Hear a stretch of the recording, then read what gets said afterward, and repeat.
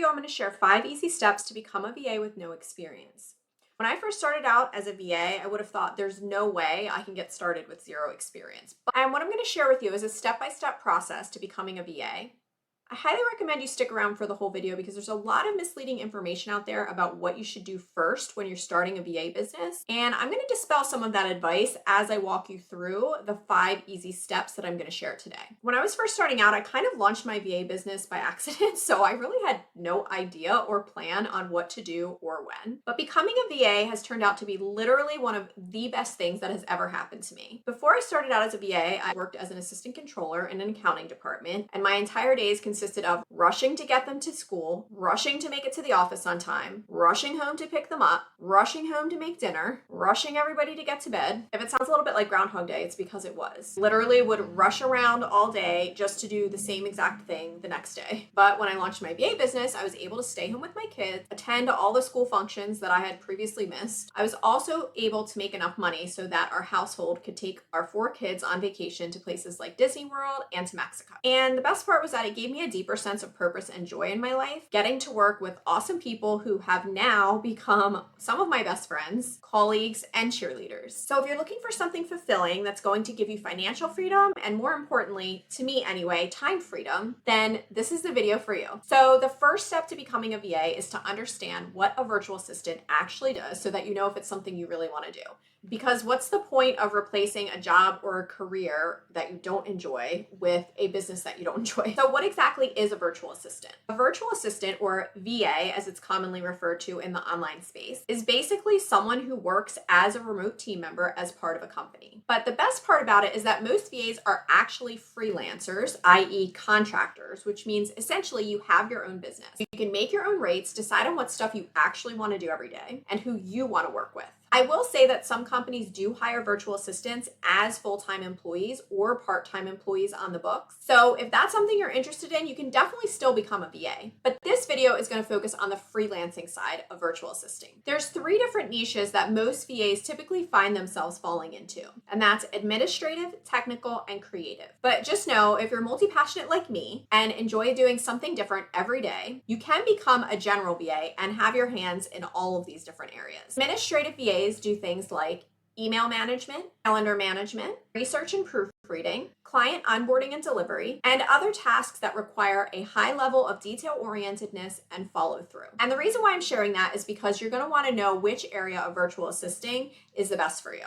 Technical VAs help with things like setting up email campaigns, building websites or web pages, setting up software platforms, and building out automation. So these are the type of tasks that require high attention to detail, being solution-minded, and a commitment to delivering high-quality work. Creative VAs handle things like graphic design, copy or content writing, and content repurposing. A lot of creative VAs have an eye for design, a way with words, and enjoy creative processes. So now that you know what a virtual assistant is and the types of jobs that there are out there, the next step is to identify your sweet spot as a VA. So a lot of people will tell you when you're first starting out to just do a little bit of everything so that you can figure out what exactly it is that you're good at and what you enjoy. And for someone like me, when I was just starting out, as someone who likes a lot of variety, that was actually a smart approach to my business. It helped me learn a lot and also figure out what I liked and what I was really good at. But there's a flip side, and so that isn't the approach for everyone. If you're multi-passionate and enjoy doing different things every day, then go for it.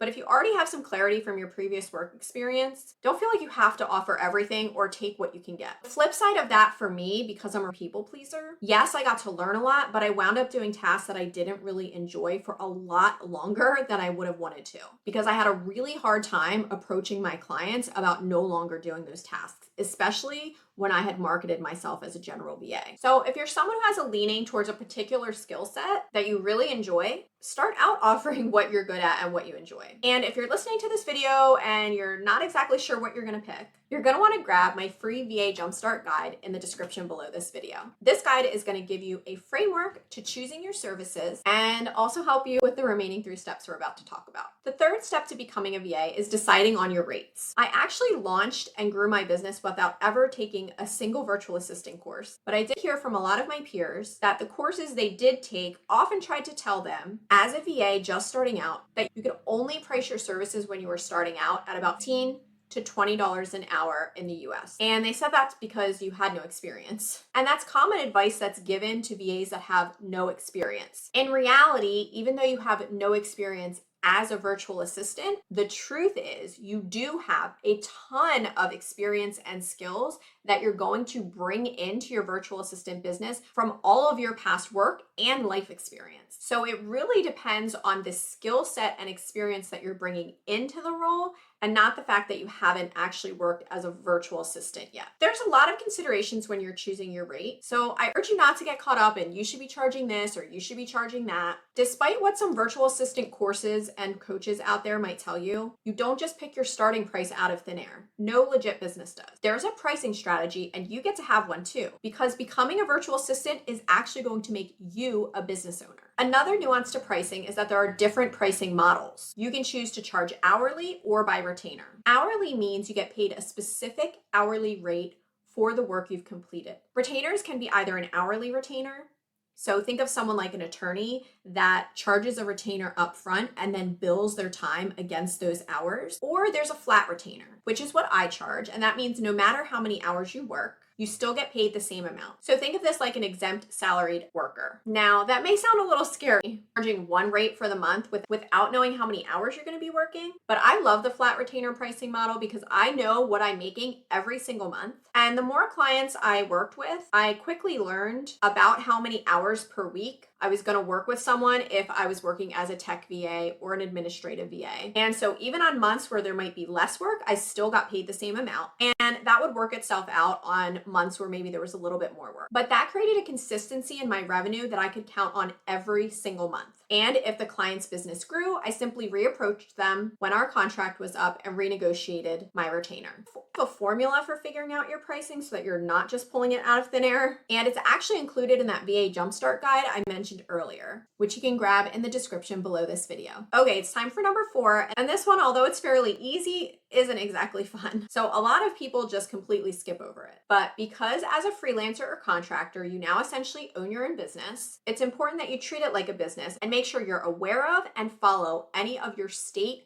or country's legal requirements. I am not a legal expert, so I'm not going to go too deep into this one, but you should be able to find great resources on your states.gov site, or a lot of states have a chapter of SCORE, SCORE, and they have a lot of great resources for small business owners. All right, it's time for easy step number 5. Once you decide becoming a virtual assistant is for you, and you've decided what services you want to offer, how you're going to price those services, and you've researched the legal requirements of your state and country, you're going to start marketing. I can already hear it. Some of you are probably saying, Lara, you called this the 5 easy steps to becoming a virtual assistant. And sure, the first 4 steps were easy, but marketing, the truth is marketing doesn't always feel easy, but it can, and it can also be fun when you find the way to market your business that feels good to you. So a lot of people that are just starting out procrastinate with the other 4 steps, trying to avoid doing the marketing part. But the sooner you start marketing your business, the better. And now I'm going to share with you the number 1 thing that you should absolutely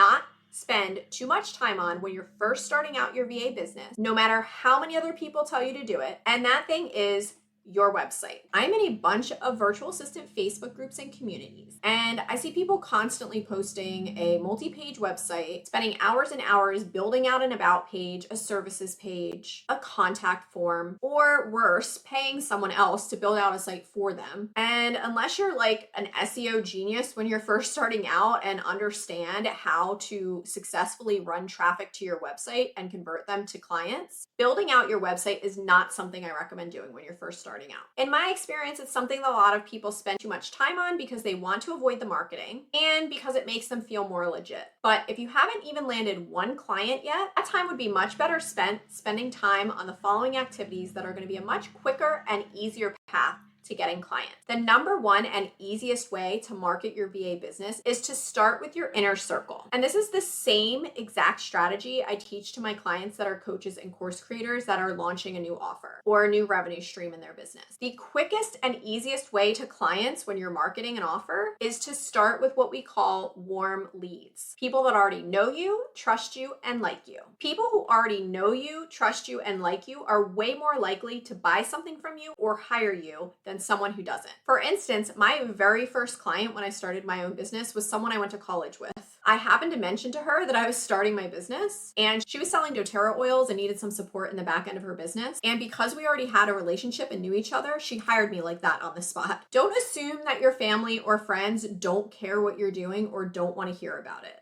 If they actually trust you and like you, they're going to be your biggest cheerleaders. And even if someone directly doesn't need your support, they might know someone who does. And they're going to be more than willing to refer you if they know, trust, and like you already. And actually, they're going to become your biggest champions. The second quickest and easiest way to market your VA business is to find agencies that are hiring VAs. This will feel especially easy to you if you're someone who's not quite ready to put yourself out there, because the agency is the one investing their time and energy in the lead generation to get clients. You just need to show up and do the work. Plus, you get on-the-job training, which means you are getting paid to learn. Well, that's it. Now you know the 5 easy steps to becoming a VA with no experience. Though we learned that the skills and experience you have is already enough. If you want help getting some clarity around your packages and your pricing, along with a handy checklist that will help with the other steps that I shared in this video, grab my completely free VA Jumpstart Guide in the description below this video. And I'll see you in the next one.